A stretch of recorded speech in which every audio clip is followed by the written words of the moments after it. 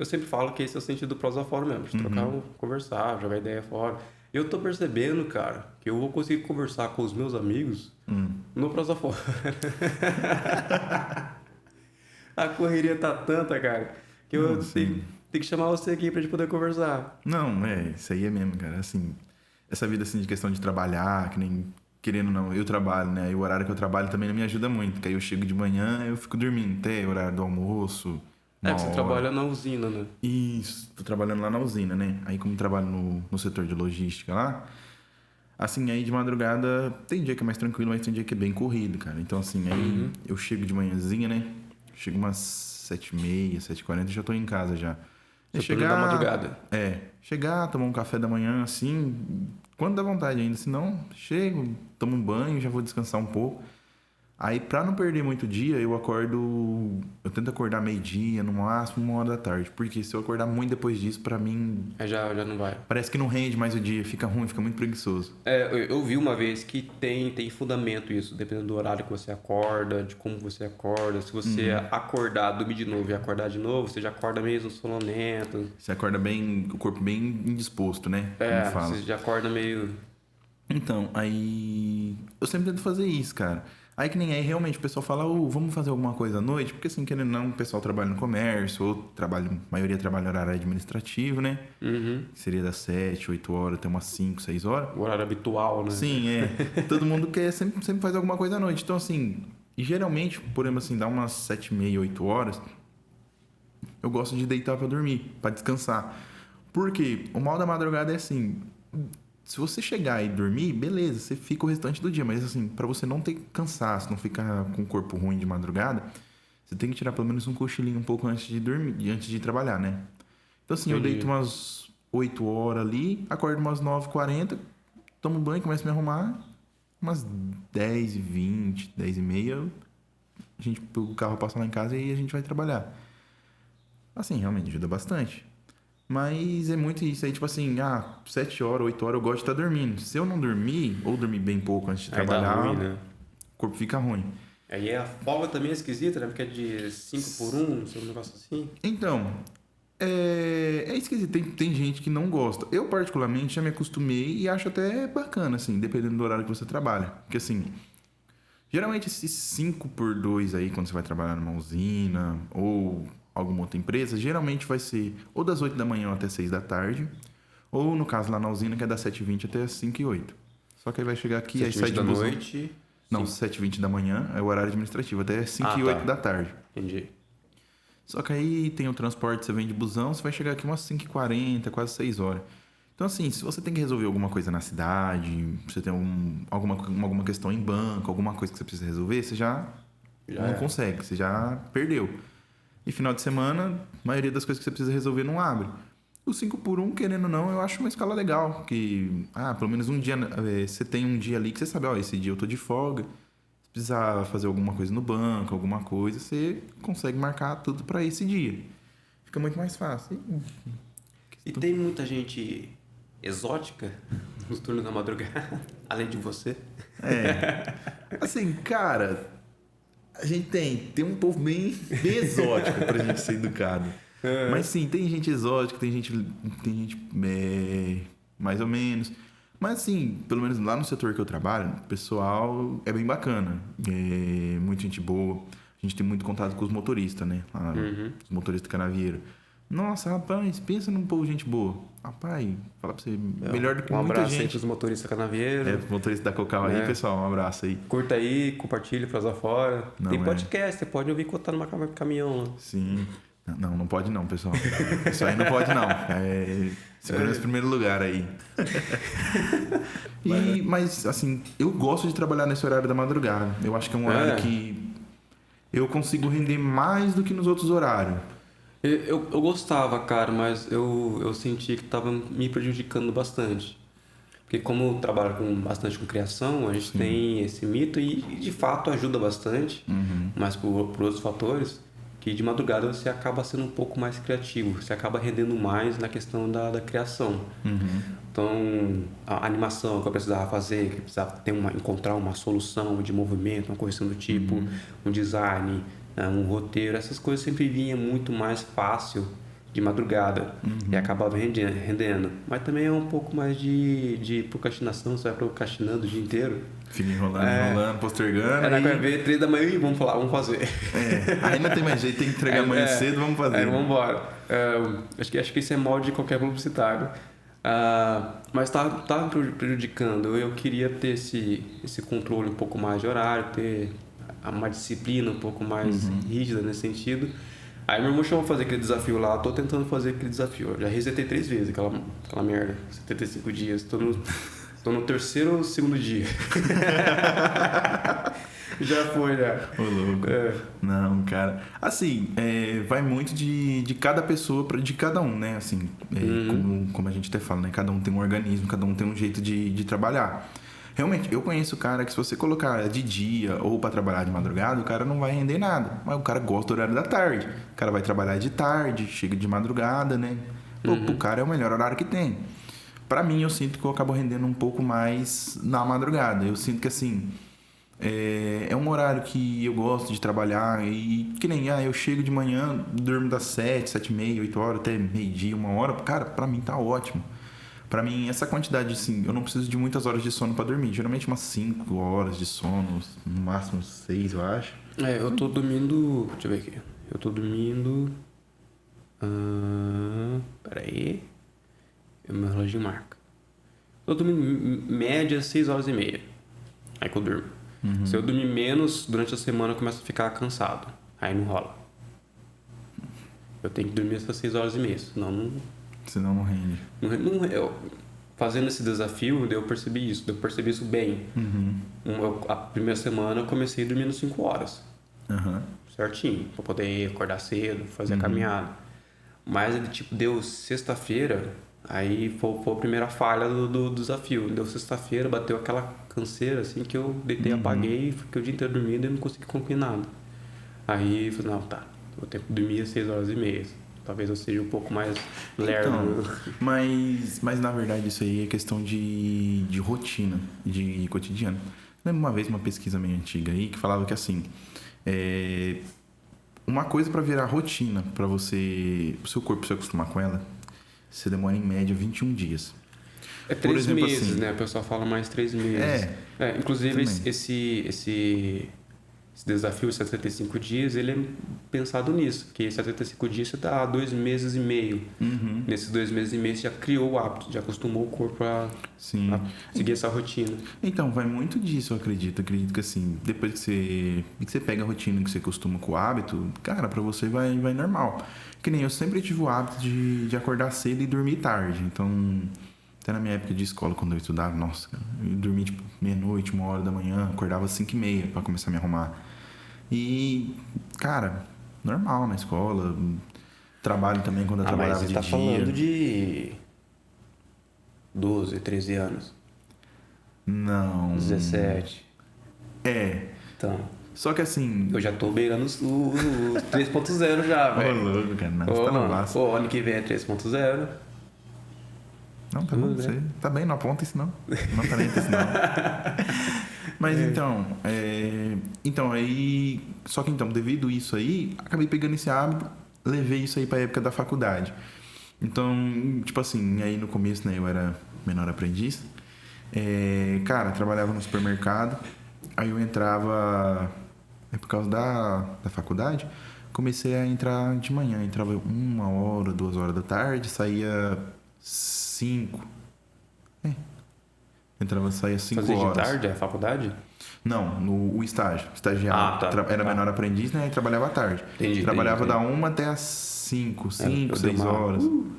Não, perdi a informação. Não, beleza.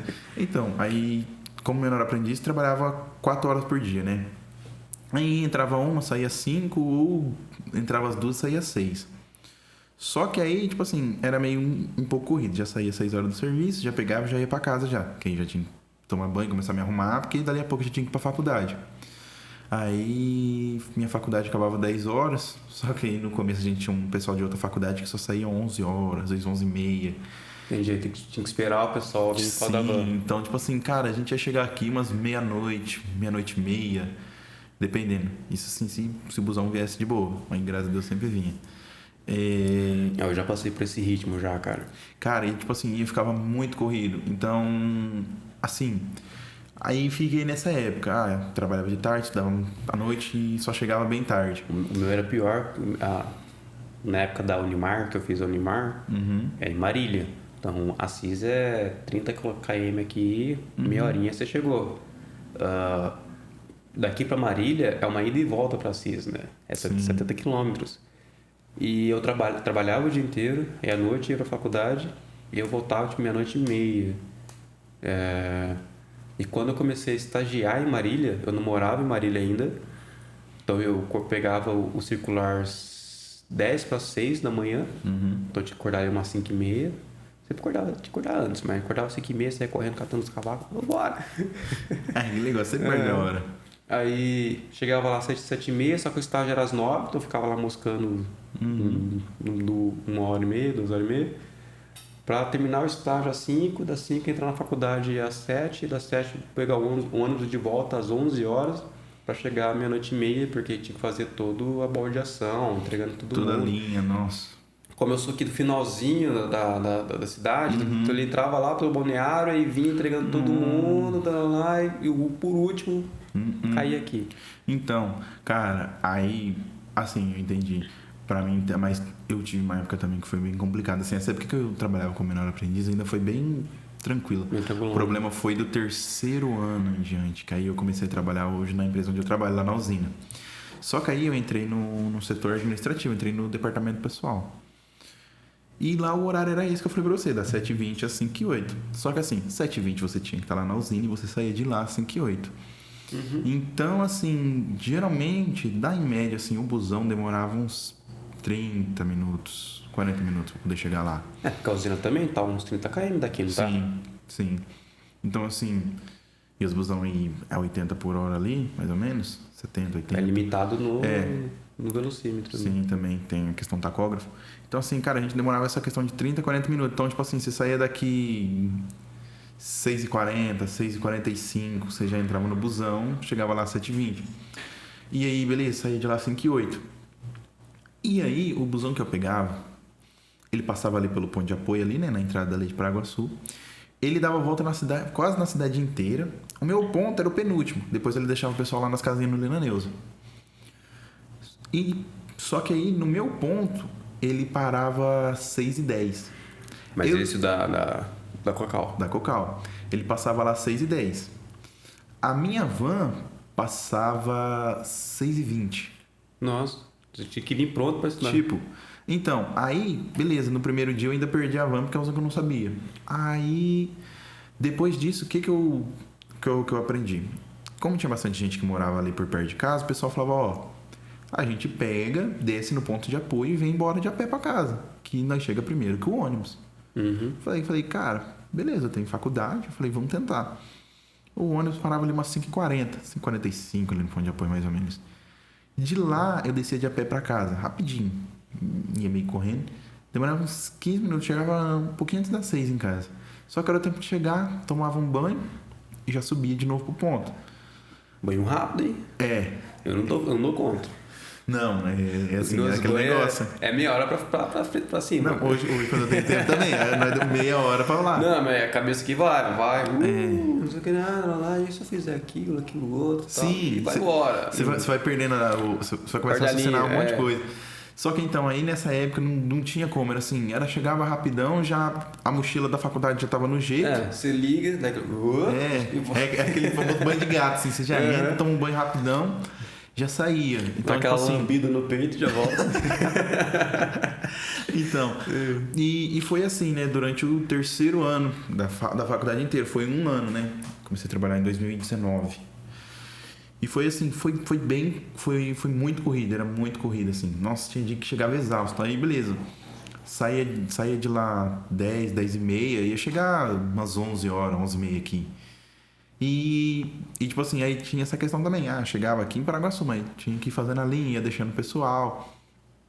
E, cara, foi muito corrida essa época. Só que assim, do meu ponto de vista... Falando isso, eu lembro que tinha época que ele não deixava aqui perto de casa, deixava na Galdino lá. Nossa, cara, eu tinha um amigo nosso, acho que é o Felipe. Ele também, ele morava aqui perto da sua casa. Cara, ele tinha que descer lá na Galdino, ele descia ali na farmácia azul ali, se eu não me engano. Se não tivesse no mínimo mais 2 pessoas por esses lados de cá, ele não descia. Ele parava na Galdino e seguia reto. Tchau, filho, vai embora. E vai com Deus. Cara, a van também fazia muito isso. Aí, tipo assim, porque acho que dá uns 10 quarteirão. Dá um tantinho bom, dá uma boa pernada até aqui, até o finalzão aqui. Dá. E tipo assim, e todo dia o Felipe tinha que subir isso. Acho que dá uns 15. Uns 14, 15 quarteirão mesmo, é por isso aí que ele subia. Então, tipo assim, ele tinha que descer e subir aquilo ali. Rapaz, eu ficava pensando, rapaz, eu não dava conta. Tem muita força de vontade. Então, assim, cara, é bem corrido essa questão de você ter que conciliar serviço, faculdade, vida pessoal, projetos que às vezes você tem, porque assim, cada um tem um projeto de vida, né? Então, assim, às vezes acaba ficando muito corrido ficar conciliando tudo isso. Mas, que nem eu falo, pelo menos pra mim, valeu muito a pena, porque assim, eu aprendi muita coisa, aprendi a valorizar mais meu tempo, tanto a faculdade em si. É um aprendizado gigantesco, né? Sim. De otimização de tempo e tudo mais. E que nem assim, aí já morava junto já, né? Eu com a minha esposa. Então, tipo assim, cara, era ainda chegar em casa, tentava ajudar ela me ajudava muito, fazia janta pra mim, eu chegava da faculdade, já tinha janta pronta. Então, tipo assim, ela me ajudou bastante também nessa época, o que me salvava, assim, sabe? Mas, ixi, nessa correria, quantas vezes eu já não perdi a hora? Nossa, teve uma época que eu morava lá no centro. E quantas vezes já não perdi a hora? Por exemplo, eu tava saindo de casa, eu morava ali 2 quarteirão pra cima ali do Jardim Cerejeiro. Uhum. O meu ponto era ali entre o Jardim, era entre o Jardim Cerejeiro e o posto do Lula, né? Que hoje é o posto do Cezinho. E eu pegava o ponto ali. Só que por causa dessa rotina da faculdade, essa correria, cara, direto eu perdi a hora. Ou eu chegava muito em cima. Quantas vezes? Quantas vezes eu não... não, então, aí teve até uma época que o motorista falou assim, assim, eu entendo, ele falou assim, só que eu não posso ficar parando fora do ponto, eu tenho que parar lá, se você não estiver lá, você vai acabar perdendo. Uhum. Então, tipo assim, teve vez de eu sair do portão de casa, na hora que eu tô fechando o portão, eu olhava e já vi o ônibus passando. Nossa. Já voltava pra dentro, aí ela tinha uma bicicleta. Cara, quantas vezes eu já não tive que catar aquela bicicleta? Tipo assim, isso aí é 6h20 da manhã. Uhum. O ônibus passava ali no ponto de apoio, acho que umas 6h40, 6h50. Então, tipo assim, cara, eu tinha 20 minutos pra sair lá do centro, que eu morava quase ali perto do Panambi, né? Tinha que sair de lá de bicicleta e atravessar a cidade, cara. E onde você deixava essa bicicleta depois? Ficava no ponto de apoio mesmo. Cadeava lá e deixava? Não. Então, tipo Só assim, tinha dias que às vezes tinha cadeado. Só que aí depois a gente acabou perdendo a chave do cadeado. Então, tipo assim, e como eu chegava... Aí o que eu fazia? Porque tinha bastante gente que deixava bicicleta, moto lá. O que você faz? Era tipo assim, deixava na sorte. Pegava, eu colocava a bicicleta lá no cantinho, encostado bem beirando a cerca, assim. Se Deus quiser, ele não vai escolher a minha. Bem assim.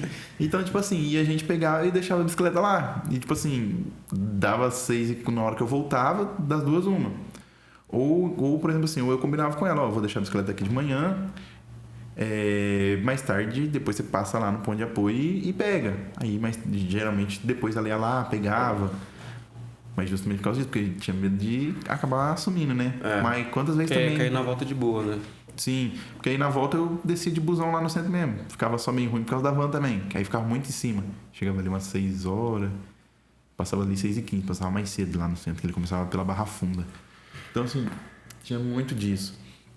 Mas, assim, foi um período muito corrido, mas foi gostoso também, porque conheci muita gente. Fazer, né? Eu sempre falo assim, sempre comento que pra gente que estamos aqui no interior, esse rolê que a gente tem que fazer, não chega nem perto do rolê que o pessoal faz em São Paulo, por exemplo. Sim. Cara, eu passei uma semana lá em São Paulo e eu precisei ficar 3 dias indo e voltando. Um tempinho eu fiquei na casa do meu tio, trabalhando no notebook, ia ter uma conferência durante 2 dias, aí o terceiro dia fui visitar uma empresa lá. Aí, esses 3 dias, eu já fiquei injuriado, porque assim, de metrô, eu já rodava 1 hora para chegar no local. Então, era 1 hora para ir, 1 hora para voltar de metrô, cara. Imagine a galera que trabalha lá ter que pegar ônibus circular, essas Pega coisas. 2, 3 ônibus. Tipo, mora em Guarulhos, tem que trabalhar no centro. Aí, cara, não chega nem perto dos rolês que a gente faz. Eu saí daqui pra trabalhar em Marília, eu não vou gastar mais tempo que eles. Isso aí é verdade mesmo. Saca? Lá é muita correria. Tanto que eu acho que assim. Eu acho muito bonita a cidade de São Paulo para você visitar, para você conhecer alguns lugares, mas eu não sei se eu moraria lá justamente por causa dessa correria, né? Que eu acho que hoje uma das coisas assim que a gente perde, assim, a gente desperdiça muito é o nosso tempo. Sim, então. E assim, São Paulo eu vejo que é uma cidade que realmente é uma cidade que não para, é uma cidade que é tudo muito corrido, é muita correria. Você vê a grana girar lá. Sim. Você bate e fala, aqui é o dinheiro gira. Mas a correria, o estresse que você realmente faz você pensar Só que aí você duas vezes. perde qualidade de vida. Perde muita qualidade de vida. E no meu caso, é muito mais complicado ainda, porque a minha área não tem uma indústria muito bem estabelecida aqui na região. Quem vai trabalhar com audiovisual aqui na região tem dois destinos. Primeiro, casamento e aniversários, reportagens, que... Desculpa se você gosta de fazer casamento. Eu não gosto, acho maçante, é meio repetitivo. O roteiro é sempre o mesmo. Então, É gostoso pra quem tá casando, agora pra quem tá ali tá trabalhando. no 12º casamento, no mês, é foda. A edição também, tipo, chegou uma época que eu fazia edição no automático. Nem assistia, nem ouvia o que tava falando, fazia automático mesmo. E passava. Ainda bem. Se tivesse voltar ia dar ruim. Então. Vixe, nossa, dava problema de DVD que não rodava, aí a cor ficava horrível. Aí eu lembro que tinha uma TV lá, peguei a TV e coloquei do lado pra poder ver pela televisão, porque a TV fica. A qualidade é mais próxima de quem vai assistir em casa. E aí você gravava o Blu-ray gravava muito rápido, aí o reprodutor da pessoa lá não. Vixe, era uma dor de cabeça danada. Bugou. Não, acontece, às vezes estou. Casamento em São Paulo. Casamento. Tá. A indústria local aqui vai trabalhar mais com reportagens, que a gente fala, né? Casamento, aniversário. Videoclipe, raramente, a gente não tem um mercado tão grande assim. E publicidade, malemar. Publicidade, você tem um ou dois players que conseguem fazer um trabalho bacana, mas uma indústria mesmo, assim, com várias produtoras, com várias equipes, com vários diretores, a gente não tem. Aí eu tenho que, se eu quiser, eu quero desenvolver, trabalhar, fazer uns trabalhos maneiros aqui, eu tenho que meio que encontrar um caminho novo aí. Então, assim, eu acho que assim, tem muito isso aqui. Realmente, que nem você fez a parte de publicidade, né? Eu acho muito bacana essa área também. Só que realmente, por exemplo, assim, aqui no nosso interior, aqui, pelo menos na nossa região, não é uma coisa que ela é muito valorizada. É mais, que nem você falou, mais pra cerimônia, casamento, aniversário, uma festa de 15 anos. É a prestação de serviço, né? Eu vou ter que partir, eu já estou partindo, né? O Prosa Fora é o primeiro passo para isso. Eu tenho um produto audiovisual. O objetivo é ter o produto filme lá no final. Produto filme, o produto série. Mas até lá, audiovisual é tudo que contém um arquivo de áudio e vídeo. Então eu tenho que partir para essa área de ter produtos audiovisuais.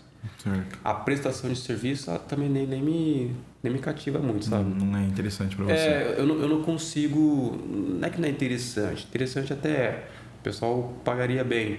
Mas, cara, eu não consigo entregar, sabe? Não sei, você não tava na gravação de Rose, né? Você tava? Não consegui. É verdade, você não conseguiu ir, né? Sim. Que foi de madrugada. Mas na época você já tava, enfim.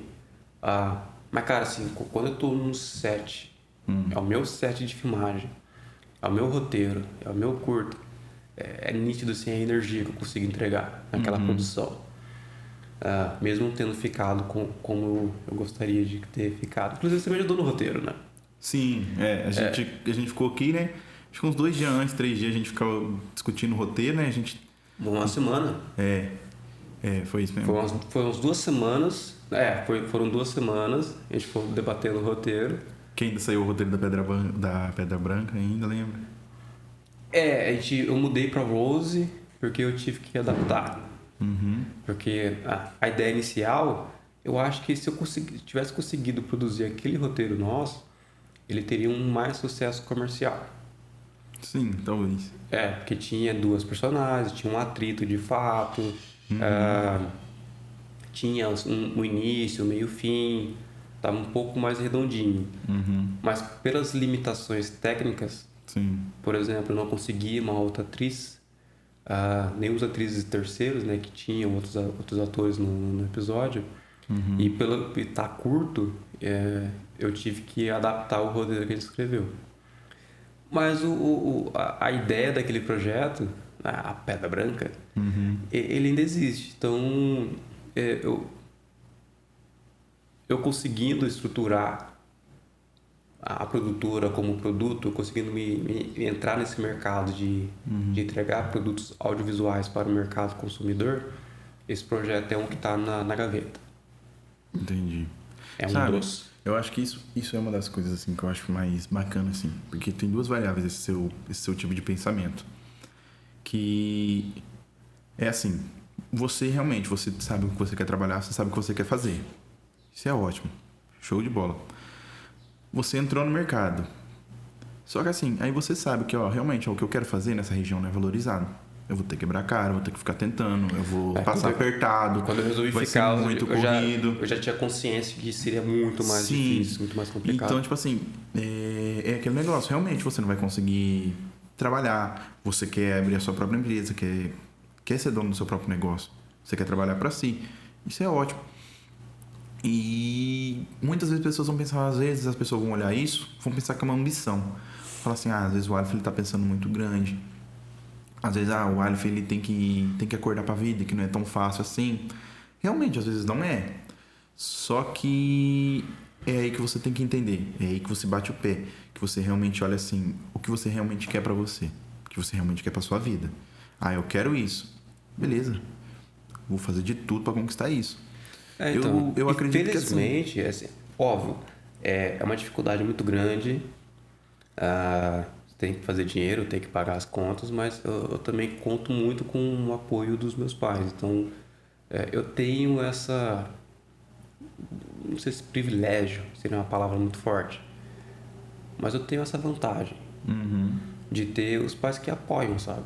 Eu sei que isso é uma parada muito difícil de você encontrar hoje em dia. Quer dizer, não sei se é difícil, mas os relatos que a gente escuta, pelo menos de quem chegou lá nesse mercado, é que o suporte foi quase nulo. Já que eu tenho muito desse suporte. Sim. Isso facilita muito as coisas. Então, eu acredito que assim, que nem hoje eu trabalho na área de logística, né?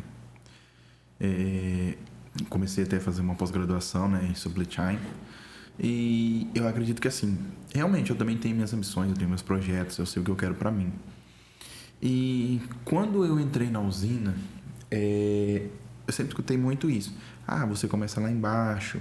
Eu conheço gente que trabalha, não criticando de maneira nenhuma, tem gente que trabalha 10, 15, 20, 30 anos ali fazendo a mesma função, recebendo ali o mesmo salário. E tem gente que está contente com isso. Eu sou beleza, né? Tudo bem. extremamente, eu sou meio o contrário, né? Eu discordo muito dessa linha de raciocínio.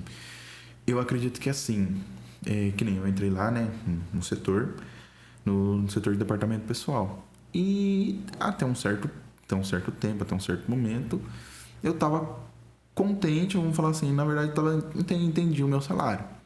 Aí até que eu comecei a entender que o quê? Eu falei assim, olha, eu quero ganhar mais. Só que eu não posso simplesmente falar que eu quero ganhar mais, porque não é fácil.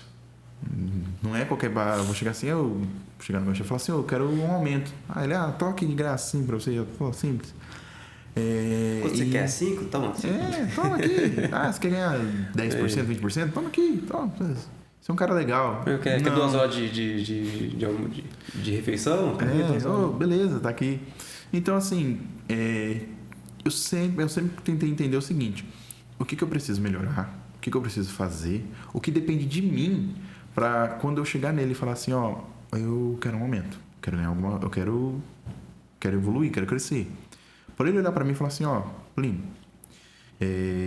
Eu até queria te dar um aumento, queria fazer tal coisa, só que você não tem isso. Ou você não faz isso.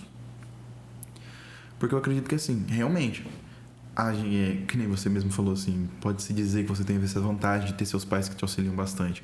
Realmente, tem gente que usaria isso como muleta. Ah, pro Aleph é fácil porque ele tem os pais dele que ajudam. Eu não tenho. Eu perdi meu pai quando eu tinha 14 anos. 14. Isso. Então eu vim morar com a minha mãe. Com meu pai eu tinha uma certa condição. Com a minha mãe já não era mais a mesma coisa. Seus pais sempre foram separados? Não, até meus 6 anos eles moravam juntos, né? Entendi. Aí depois eles acabaram se separando. E eu morava com meu pai e passava os finais de semana com minha mãe. Então assim, depois que eu vim morar com a minha mãe, não tinha como eu ter a mesma condição que eu morava com meu pai. Isso era fato. Então eu sempre pensei assim comigo, o que eu posso fazer para mudar isso? E desde então, tipo assim, sempre me esforcei, sempre busquei dar meu melhor, sempre estudei. Eu vou fazer qualquer coisa. Tô trabalhando, que nem hoje eu trabalho no setor de logística. Direto, quando eu já não cheguei no meu chefe, falei assim, eu queria um feedback para saber como eu tô. Eu esperava ele vir falar comigo. Perguntava pro pessoal, como que eu tô? O que eu posso melhorar? O que dá para mim fazer? Não somente por questão de remuneração, mas por questão pessoal. Eu acredito que assim, quando você sabe de tudo um pouco, você sabe fazer, você conhece bem o que você está fazendo e você gosta do que você está fazendo, é nítido. Você vai se destacar, você vai começar a melhorar muito naquilo que você está fazendo. Uhum. E então assim, realmente eu sempre quis, quando eu quis alguma coisa, é aquele negócio, cara, correr atrás, dar cara a tapa. Que nem até esse tempo atrás eu estava muito apertado assim, questão financeiramente. Agora deu uma melhorada boa, consegui dar uma estabilizada. Tanto que eu comprei um notebook. Justamente para quê? Comprei um notebook para quê? Fazer minha faculdade. O dinheiro que eu investi no meu notebook... Tá fazendo mestrado ou outra faculdade? Tô fazendo pós-graduação, fazendo MBA. Em quê? Em supply chain. E assim, eu coloquei... É isso aí? Hã? O que é? Cadeia de suprimentos e logística, né? Que é supply chain management. Eu tô fazendo gestão de negócios. Cara, muito bom também. Tanto que assim, pro meu plano de vida, eu quero fazer essa pós, porque realmente é na área de logística, a área que eu atuo, gestão de pessoas. Quero fazer uma pós, pretendo fazer em controladoria e talvez uma segunda graduação em engenharia de produção. Se tem uma coisa que eu não sei fazer, por que eu não posso aprender? Que nem lá a gente tem vários setores. Lá, quando eu saí do departamento pessoal... Quando eu saí do departamento pessoal, eu já fui para a área de logística. Lá eu comecei a trabalhar com vídeo monitoramento e telemetria. Instalar câmera nos caminhões, acompanhar, questão de trajeto, configurar a rota, ficar acompanhando os veículos da empresa. Depois disso eu passei para a parte de produção, controlar insumo, pedir calda para o setor de herbicida, né, para aplicação de produtos. Adubo para o setor de cultivo ou preparo de solo, entre várias outras coisas, mais na área de produção. E aí, atualmente agora, eu trabalho no controle de tráfego, que é o controle de entrada e saída de caminhões, que é controle de estoque de cana no pátio, entendeu? Para ir controlando a moagem, passar a hora para os encarregados, faz bastante coisa lá. Mas assim, dentro dessas 3 funções que eu passei, eu sempre cheguei e falei pro meu chefe, sempre conversei com o meu chefe e falei assim, o que dá pra mim fazer pra mim melhorar? O que falta pra mim melhorar? Aí, beleza. Pra sempre vamos falar assim, me renovando. Porque uma coisa que eu tenho muito medo de cair é no comodismo. Foda, né? Porque, só que assim, é um mal que a gente não tem como fugir. Cara, eu cheguei próximo disso, sabe? Meio desânimo, na verdade. Uhum. Porque, obviamente, eu tô num caminho muito complicado, muito difícil. E às vezes eu sou um pouco... meu irmão fala que eu sou teimoso, provavelmente. Mas eu sou muito idealista. Uhum. Então, quando você percebe que os seus ideais não estão saindo do papel, aí é onde você sente um baquezinho, sabe? Uhum. Mas, felizmente, tem melhorado, tem evoluído para fazer esses ideais sair do papel, né? Teve um bom momento que eu fiquei esperando acontecer, sabe? meio assim, meio que esperando acontecer. Mas aí, recentemente, eu consegui começar a trabalhar para fazer acontecer. Então, aí eu voltei a estudar, voltei a ter o ânimo de estudar, que era uma coisa que não tinha, sabe? Tinha me perdido. Tinha perdido o ânimo de fazer 3D, uma coisa que eu curtia muito. E teve uma época que realmente eu comecei a me acomodar. Tava tranquilo com o serviço que eu tava fazendo. Fiquei muito de boa com isso. Até que aí, quando eu comecei a trabalhar, porque eu já tinha muito medo disso, do comodismo, né? Eu coloquei na minha cabeça que é o seguinte, eu falei assim, ó, em 2 anos, ó, pra você ver a ambição, um moleque de 20 anos nas costas, tinha acabado de entrar. Cara, você tá com quanto hoje, Mauro? Pergunte. Tô com 23. 23? 23. Diferença enorme pra gente, hein, velho? Tô bem na dos 30 então, lá. Pai do céu, não. Quando eu entrei lá, que eu comecei a trabalhar, eu coloquei isso na minha cabeça, sem falar nada com ninguém. Mas eu tinha colocado pra mim mesmo. Eu falei assim, ó, eu vou me dar um prazo de 2 anos. Ou eu sou promovido, ou eu ganho um aumento considerável, ou eu troco de função. Se eu não conseguir nenhuma dessas 3, eu peço a conta. Tipo, não porque, por exemplo, assim, eu quero conseguir uma coisa melhor. Não, porque justamente eu coloquei na minha cabeça na época, eu pensava o quê? Porque se eu passar de 2 anos fazendo a mesma função, com o mesmo salário, sem conseguir evoluir, sem progredir nada, eu vou me acomodar. E eu tinha muito medo do comodismo. Cara, isso eu li no Poder do Hábito. Ah, é? Inclusive, vou deixar o link aqui na descrição. É uma forma de você poder ajudar a financiar aqui o Prosafora, o projeto. É você comprando os livros que a gente eventualmente indicar aqui pro link na descrição, porque aí ganha um trocadinho. E esse O Poder do Hábito, ele é um livro muito bom que ele explica exatamente sobre isso. Foi um livro que deu uma mudada de cabeça, sabe? Porque ele fala assim, para você mudar realmente o hábito, quiser mudar assim e bater um hábito um pouco mais saudável, você tem que ter um grande objetivo em mente. Tem que ter um enorme objetivo em mente. Um exemplo que ele dá no livro lá é de uma jornalista que ela estava lá no Egito, ela falou, ela fumava, estava na depressão, bebia e tudo mais. E ela chegou uma hora e falou assim, não, o ano que vem eu vou voltar aqui, eu vou atravessar esse deserto a pé. Loucura mesmo. Botou na cabeça que ia fazer isso. Para ela concluir esse objetivo, ela teve que parar de fumar, ela teve que parar de beber, ela teve que entrar na academia, teve que começar a ter uma rotina um pouco mais por conta desse objetivo grande. E você evolui. E cara, depois que eu li esse livro, eu botei esse objetivo na minha cabeça. Não sei se eu vou conseguir concluir, mas o fato de eu seguir esse caminho já tá mostrando alguns resultados. Mas eu tinha botado na minha cabeça de lançar um longa-metragem no meu aniversário de 30 anos. Eu faço 29 agora, em novembro. Em tese, eu tenho que lançar o ano que vem. Sim. Então, eu tenho esse 1 ano aí. Vamos ver se eu consigo.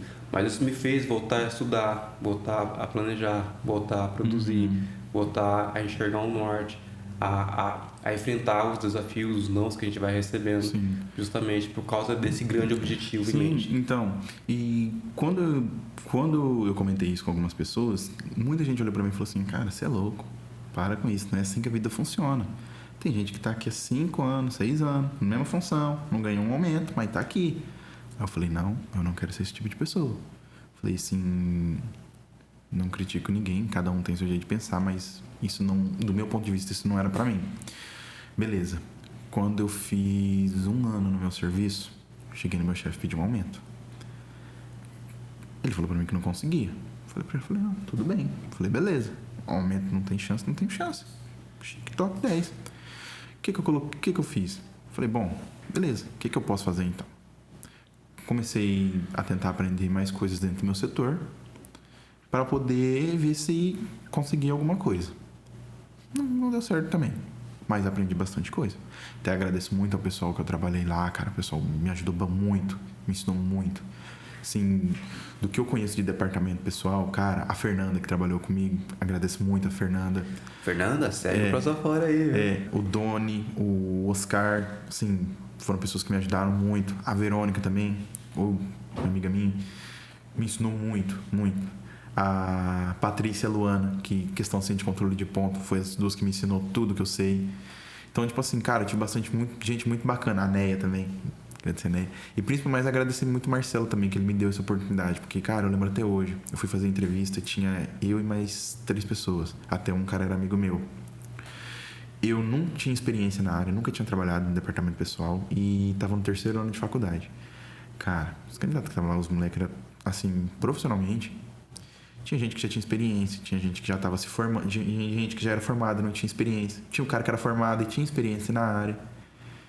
Tinha um cara que tinha experiência, mas estava terminando a faculdade e tinha eu lá. Não tinha nem experiência, só tinha vontade de trabalhar mesmo. E só pra me ajudar, eu dei um pouquinho de ansiedade, fui o último na entrevista, cara. Nossa. Fiquei por último. Então, Meu assim... irmão tem ansiedade, cara, e ele tinha crise de asma.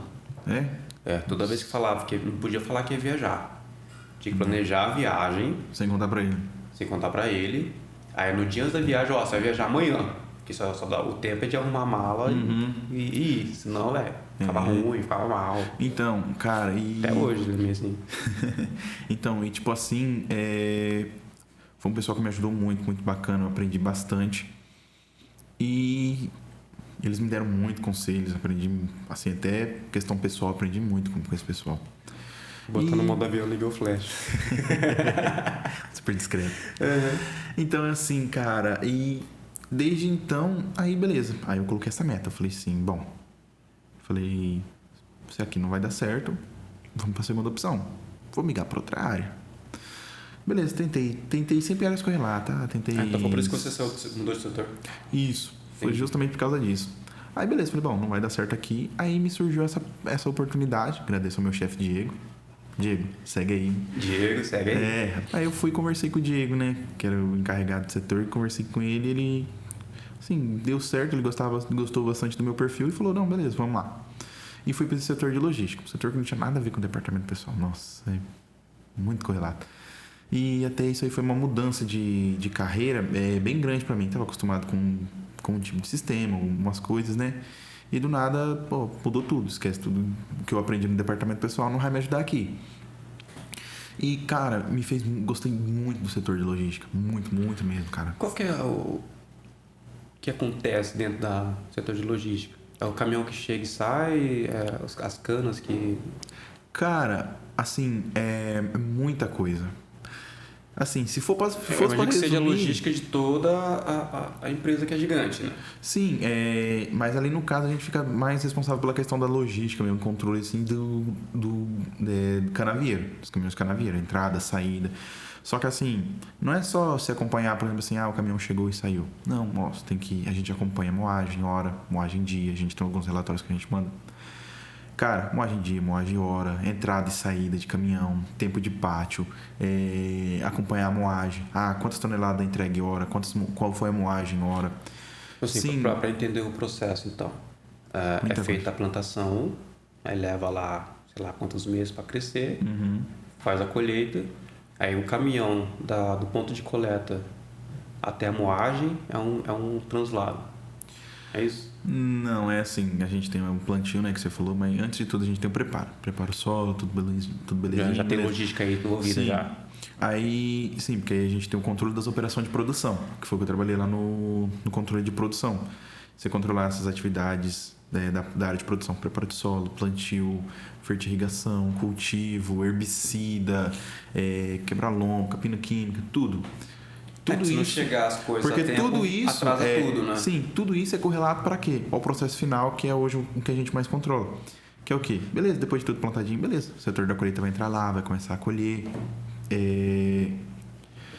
Vai colher, beleza. A colhedora, os transbordos, vai encher, carregou o caminhão, beleza. O caminhão sai vazio da usina, que seria o ponto inicial, sai da usina, vai lá, chega na frente de colheita, é carregado no caminhão, beleza, sai de lá carregado. Chega na usina, desengata, beleza, aquilo ali é o estoque. Isso aqui que eu falei pra você, cara, é muito, muito resumidamente o que é o processo de logística. Porque através disso a gente controla, densidade do caminhão, densidade de transbordo, quantidade de caminhão hora que aquela frente vai entregar. Por exemplo, é o seguinte, minhas frentes de colheita, quantos caminhão hora eles vão me entregar? Vou me entregar X caminhão. Isso equivale a quantas toneladas? X. Manutenção também, vocês ficam de olho? Manutenção também? Também, a gente acompanha, porque, por exemplo, é o seguinte, tudo interfere. Porque, por exemplo, assim, você tem 5 caminhões que vai lá pra oficina fazer uma manutenção, impacta pra gente, entendeu? O caminhão travou no trajeto. Então, assim, mas a gente controla, a gente monitora, a gente acompanha. Só que nem tem o pessoal do transporte, o pessoal de colheita, os encarregados, que, vamos falar assim, que é essa parte operacional, que é o pessoal que realmente faz acontecer. A gente acompanha, a gente auxilia, a gente passa o relatório para eles, para ir auxiliando eles a ter uma melhora na produção. Mas quem realmente faz acontecer é esse pessoal. Tanto que é por isso que eu falo assim, a gente não pode desmerecer ninguém. Porque, por exemplo, é o seguinte, entre um motorista canavieiro e um controlador de logística, quem que você acha que vai fazer a cana chegar na usina? Não é o controlador. Né? Mas, por exemplo, assim, mas quem é mais vital para o processo? O motorista, claro. Beleza, porque é o motorista que vai entrar lá. Que nem, por exemplo, assim... Mesmo sendo desorganizado, o motorista vai chegar lá. Sim, entendeu? Mesmo que seja de uma maneira... Mesmo que seja de uma maneira mais rápida, mais cedo, mas quem vai fazer acontecer é o pessoal. A gente vai passar relatório, a gente cobra assim, entre aspas, a gente passa informação para eles, para o pessoal poder estar agindo, tá vendo como pode melhorar. Vocês vão cuidar para otimizar ao máximo, isso. Né, esse processo. Só que quem vai fazer esse processo rodar, acontecer, é o pessoal operacional. Então, assim... cara, foi uma mudança de carreira bem grande até chegar ao setor de logística. E dentro do setor de logística eu passei por essas 3 funções: telemetria e vídeo monitoramento, controle de produção e agora a parte de CCT, né, que é colheita, carregamento e transporte. E, cara, dentro dessas 3 funções eu sempre chegava, sempre tentei dar o meu melhor, fazer as coisas mais bem feitas possível. Para que quando... E sempre tive à disposição. Precisou de mim para alguma coisa, precisava de alguém para fazer algum relatório, fazer alguma coisa. Cara, sempre me propunha. É a proatividade, Sim, né? Sim, justamente para quê? Para que quando eu quisesse uma oportunidade, as pessoas lembrassem de mim. Sempre, aquele cara lá que ajudou bastante a gente. Então, assim, cara, foi uma mudança, assim, foi uma mudança muito longa, assim, e foi uma reviravolta muito grande profissionalmente. Mas hoje eu gosto muito do que eu faço. Muito, muito mesmo. É um setor que eu gosto de trabalhar, o pessoal é muito bacana. Voltando àquela questão lá da mudança de hábito, resumindo a história da jornalista, ela não conseguiu atravessar porque ninguém faz a travessia a pé. Mas no ano seguinte ela estava lá, saudável, muito melhor, com a vida muito mais proatividade, muito mais animada para poder realizar as coisas, atravessando de Jeep, né? Que é o que você faz a travessia de fato. Sim. Então, assim, você ter essa meta te faz movimentar para que você chegue no lugar onde você quer, onde você vai curtir, vai gostar, vai se sentir bem com você mesmo. Só que então, aí é como você falou, beleza, a gente coloca uma meta. Que nem você tem seu sonho, né? De tendo que vem fazer o seu longa-metragem. Mas, e se não der certo? Você vai desanimar? Você vai jogar tudo fora? Então, não. Não deu exatamente certo? por isso que eu estou fazendo uma base. Assim, eu conseguiria já lançar um longa-metragem? Conseguiria. É só focar aqui, esquecer do resto, ficar aqui enfurnado, escrevendo o roteiro, depois corre, junta amigo, junta outro, junta aquilo outro, pega e faz o filme. Só que depois disso, eu não quero lançar o longa e morrer na praia. Então eu estou criando toda uma base para ter uma sustentação, para que eu lance um longa-metragem todo ano. Então, é uma coisa bem bacana. E é que nem a gente fala dessa questão do comodismo. A gente tem que buscar ser o melhor em tudo que a gente vai fazer. Sempre... É que nem eu falo, não é fazer o melhor, mas é dar o seu melhor. Simples assim, dentro das condições que você tem, dentro do que você sabe que você pode fazer, faça o seu melhor. Pode não ser suficiente, mas pelo menos você deu o seu melhor. Entendeu? E aí, cara, mudando assim, bem de gato para lebre, eu sempre tenho curiosidade de saber, principalmente até porque eu estou nessa formação de criar os curtas-metragens, como as pessoas entendem os filmes, os filmes que eu fiz, né? Os filminhos. No Rose você ajudou a roteirizar. E no Razão, o que você entendeu? O Razão foi com o Gregory. Com o Gregory? Então, cara, do vídeo do Razão do Gregory, cara... Link aqui na descrição pra você assistir depois do meu curta-metragem. Também, pessoal, curta-metragem. assiste aí, é bacana. Então, cara, teve aquela questão lá da parte do espelho lá, o lugar ficou bem bacana, cara. Eu achei que você conseguiu captar bem a imagem. Cara, eu acredito era mais isso mesmo, de que... Como eu posso dizer? No fim das contas, a pessoa que meio que queria auto-sabotar ali seria ele mesmo, né? Que eu...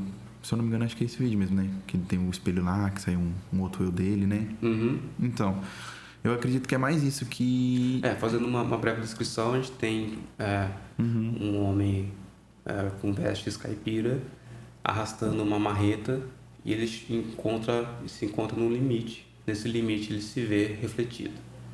Aí no que ele se vê refletido, ele... eu não quero entregar muito, mas também é um vídeo de 2 minutos e meio. Ele se vê refletido e ali se vê no dilema. Uhum. Aí pra saber o resto, você vai lá assistir o meu curta de 1 minuto e meio. É isso aí, pessoal. Vamos lá assistir. Ele resumiu 1 minuto, mas tem aí 1 minuto e meio. Então, assim, cara, Mas essa a questão... mensagem que você tá entendendo é essa. Ele tava se auto-sabotando. É essa questão Ele de foi lá analisar o eu resolver. mesmo. Uhum. Porque muitas vezes a gente...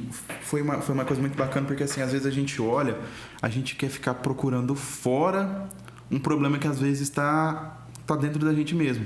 É fazer essa questão da autoanálise. E questão de, por exemplo, o seguinte: você dita aonde é o seu limite. Não é, por exemplo, assim, eu ou qualquer outra pessoa que vai chegar e falar assim, Aleph, você só pode fazer isso aqui. Não. Você decide aonde você vai. Você é o dono do seu próprio destino. Você que vai falar se você vai ser bem sucedido ou mal sucedido. Não são as pessoas ao seu redor. Ah, mas tem gente que vai dificultar, tem gente que vai fazer as coisas, mas no fim das contas, quem vai colocar o maior empecilho e o maior impulso na sua vida, no que você quer fazer, eu acredito que seja você mesmo. E eu acho que foi uma coisa que você refletiu, porque quando ele chega no fim, que ele olha aquilo, eu vejo que é uma quebra da terceira, quarta parede. Quando ele Não, quebra... isso seria com relação ao público. Sim. Essa quebra com a terceira, quarta parede seria com relação a quem tá assistindo. Isso no curta não tem. Então, assim, eu falo assim mais entre aspas, que é quando, se a pessoa analisar bem, é meio que uma quebra, porque a pessoa olha, ela fala da assim... parede dela tipo, mesmo. pô, e a minha parede? Qual é? Uhum. O que eu preciso quebrar para não ser mais tão limitado? Entendeu? Assim, falo limitado entre aspas, assim. Mas aí trazendo aqui esse detalhezinho é importante, porque assim, o que é louco, cara, do audiovisual, do cinema, da expressão audiovisual? É que a margem para a interpretação ela é gigante. Também. Essa interpretação que você deu, ela se encaixa, mas não é o que eu... O que você quis passar? Não é a sua mensagem principal. Não é a mensagem principal, isso. Uhum. Mas encaixa, tá dentro, entende? Uhum. E se você reparar, ele não quebra o espelho. Não. Ele só dá uma remexida. É verdade, ele não chega a quebrar. Você não tem estilhaço, Uhum. entendeu? Então é um detalhezinho que às vezes escapa, que foge, pode mudar toda a interpretação. Mas isso que eu acho louco, cara, inclusive eu não gosto muito de explicar o que eu quis passar no filme, e eu pretendo manter assim, mas eu gosto de saber o que as pessoas Entenderam do vídeo. Uhum. A forma como você expressou aí, pra mim, é do caralho, velho. Muito foda. Ah, tipo assim, foi o que eu entendi. Porque assim, é muito isso, né? Às vezes é que nem a gente fala, você pode ler um texto ou ver uma imagem 1000 vezes e ter 1000 pensamentos diferentes. Às vezes pode não, a gente não pode ter o mesmo raciocínio. Eu posso não entender o que você queria dizer com aquela mensagem, mas Você captou a essência, cara. Você não captou, digamos assim, letra por letra o que eu queria dizer, mas você captou a essência do que tava do cerne ali do vídeo. Sim. Uma parte da essência, não é toda. Pessoal que queira ter várias compreensões, pessoal, pode assistir, é bacana, viu? Eu convido, inclusive, a comentar. Uhum. A deixar lá o comentário, a sua interpretação, a sua versão do que você entendeu dos curtas-metragens, que tem um terceiro, que é o Upside Down. Esse você viu, Eduardo Kiel. Cara, esse eu acho que eu não assisti ainda. Não assistiu? Não. Tá vendo o chefe do setor? Ele não assiste as minhas coisas.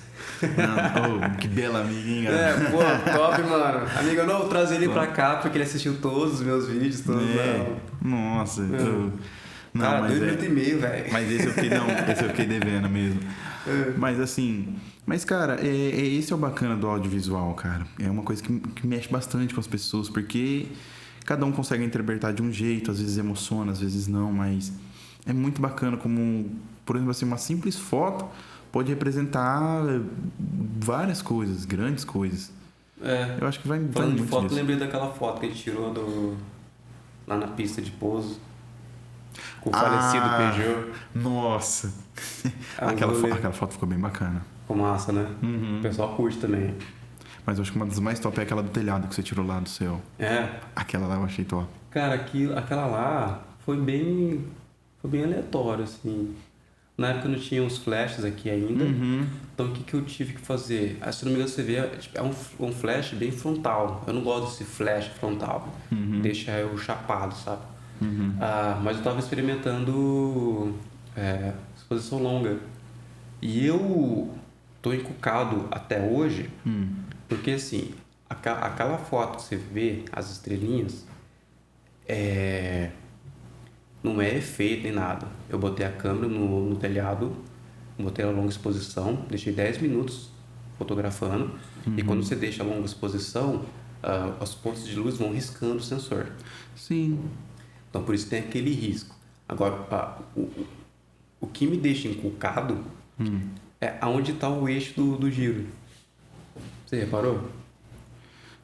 Não, do eixo do giro você fala, mas tá mais pra cá, né? Tipo, se você reparar na foto, o pessoal tá assistindo ali, você percebe que os riscos estão girando, certo? Porque a Terra gira, a Terra é redonda, Lógico. não sei se você sabe disso. Já espantou o pessoal terraplanista. Top, né? Engaja. Não sei se você sabe, mas a Terra é redonda. Então, ela gira. É normal você ter uma angulação, um risco curvilíneo. Sim. Que nem aquele dia lá na ponte. Sim, mas enfim. Na ponte também, né? A gente tirou. Mas assim, se você reparar, o ponto do eixo, tá ligado? De onde tá girando, na minha cabeça não faz sentido. Você falou... Pra fazer aquele efeito, sabe? É como se... Não sei, cara, explicar. Eu vou colocar na tela também, mas eu vou mostrar pra você e eu acho que você vai captar na hora. Isso realmente me deixa encucado. Aí um professor de física depois me explica, porque na minha cabeça não fez sentido. Aqui, ó. Tá vendo onde tá o eixo de rotação? Você fala dele tá bem aqui, né? Então. E meio que tá girando assim. Em tese seria no meio da foto, né? Sim, verdade. Porque o centro do eixo de rotação é sempre onde a câmera tá. Sim, verdade, Não é meio esquisito? O do porquê tá aqui bem no canto, né? Isso aí é verdade mesmo. Você viu? Cara, eu não sei. Você acha que se eu tentar tirar essa foto hoje de novo... Você acha que não vai? Não sei, eu acho que não vai.